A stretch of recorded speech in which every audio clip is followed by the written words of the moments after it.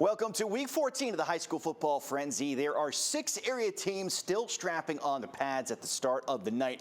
2 have a shot at raising a district championship this evening. One is our game of the week, as Bishop McDevitt, in their first year in Class 5A, makes the district title game. Waiting for the Crusaders at Elko High School's Exeter Township, who got by Conestoga Valley last Friday night. Coach Wechter said before the game that weather might put more of an emphasis on the run. Well, Maurice Barnes cashes in the first score of the game. Crusaders out in front, and they'd be back early and often. Stone Saunders with a nice touch on this touchdown. Strike to Dominic Diaz-Ellis, who lets the defender know that he beat him. Coach Wechter has to be happy with the start from MCD. The 1-2 punch of Barnes, and Nazir Jones-Davis has been heating up this season.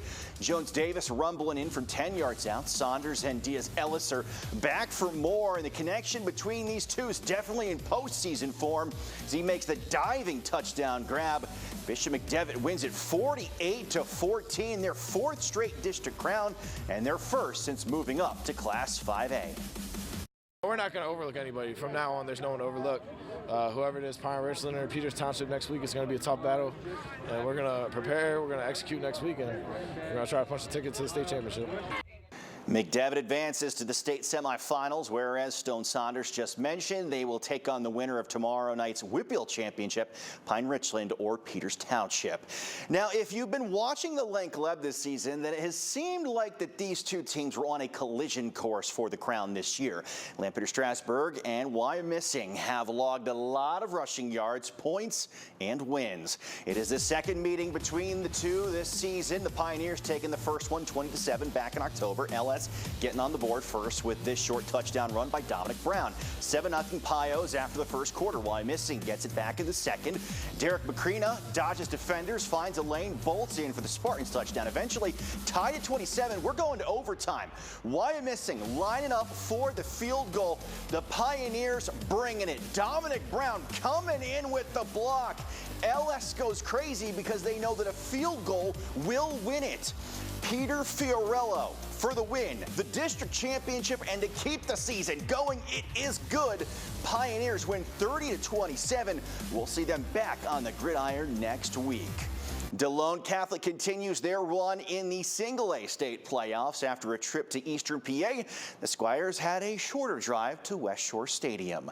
Muncie is waiting for them, and a trip to the state semis is on the line. The Indians leading 7-0 and are in the red zone again. Pass finding Oklahoma State wrestling commit Austin Johnson. He bulldozes past a few DeLone defenders and into the end zone to go up 14-0. The Squires know they need an answer. They got to find the right play call. Zach Staub looking to his left. He's going to swing it out to Chris Cole. A huge block from Jamie Aquino. Springs Cole. He takes it 50 yards for the touchdown. The Squires are on the board. It's a 7-point game. Next drive, DeLone Catholic going back to the air. Stopped connecting with the streaking Levi Hohenstein. It's a foot race. A Muncie defender hustles in, catches him at the 6, and punches the ball loose. The Indians recover, bring it back to the 15-yard line. Muncie continues a long drive, and Johnson goes back to punishing the defense. He will make his way in for 6 more.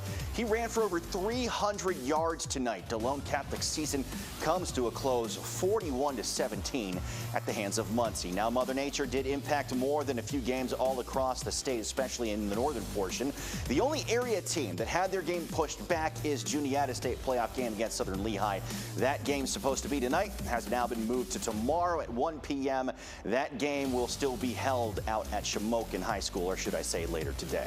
We're not done with the district championships yet this fall. One more game on the line a little bit later on Saturday. Harrisburg looking to defend their crown when they take on Wilson. That one's a 1 p.m. kick out at Exeter Township for the District 3 6A title. And how far will the Eagles fly in the state playoffs? They welcomed the district championship bundle of joy last Friday night. They'll have an extra night to heal up as they also kick off Saturday at 1. Bermudian Springs will head to Susquehanna High School, where they will meet Danville.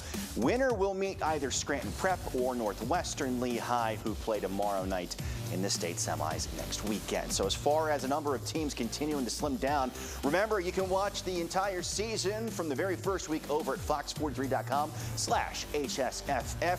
There you can also find final scores, features, and pregame pieces from every every game of the week this season and even past years. That's going to do it for us tonight and for the season on the High School Football Frenzy. We're going to keep following our local teams as long as they continue their quest for a state championship. For everyone in front of and behind the scenes all season long, thank you for watching and for following along. Fox 43 News at 10. We'll be right back with a look at your local headlines and your weather impact forecast.